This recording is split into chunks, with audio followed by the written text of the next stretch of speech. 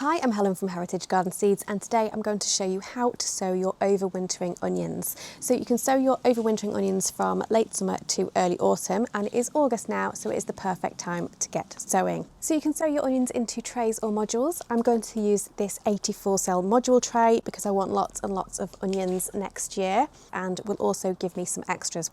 We are growing over winter, and I would obviously expect to get a few losses over winter in those cold, frosty months.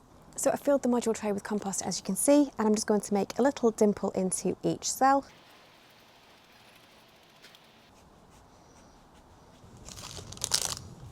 And then I'm going to sow one onion per cell. Now you can multi-sow your onions as well if you prefer and sow a couple of seeds together, but these are onions for overwintering and I would like to get some nice big chunky onions next year, so I'm just going to do one seed per cell.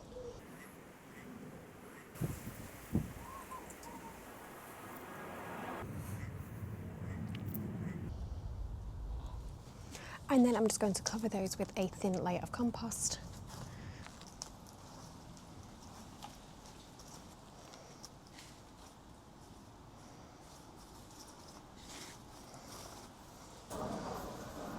And give them a light water.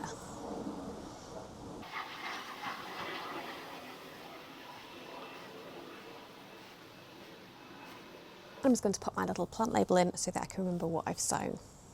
So it's August right now, so the temperatures are still very warm, so there is no need to pop these in a greenhouse, although you absolutely can. I'm just going to keep these outside to germinate, and I'm just going to make sure that this soil stays moist as the seedlings develop.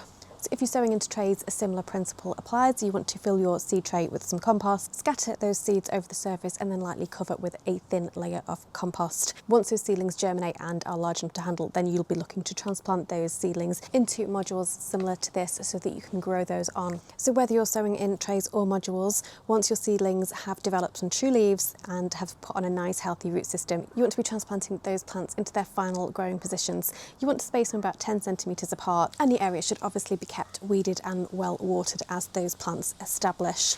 You won't see much in terms of growth over the winter because the growth is all taking place under the ground as those plants develop a nice strong root system so that they're ready to burst into action next spring and deliver you some earlier onions than your spring sown varieties. So don't panic if it seems like not a lot is going on.